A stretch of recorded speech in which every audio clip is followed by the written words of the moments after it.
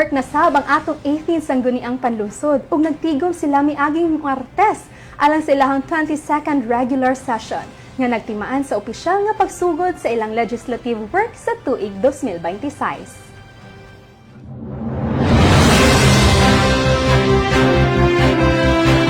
Lakip sa ilang nahisgutan ug napasar nga resolusyon ang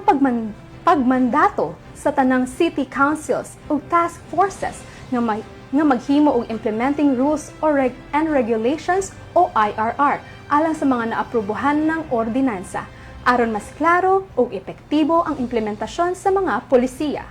Giaprubahan usab ang mga resolusyon nga nagsuporta sa socio-cultural activities, lakip ang hangyo nga financial assistance gikan sa Provincial Government of Cebu, ingon man ang pagpalig-on sa traditional nga baile, isip cultural ug wellness activity alang sa kabatan-unan ug senior citizens sa tanang barangay.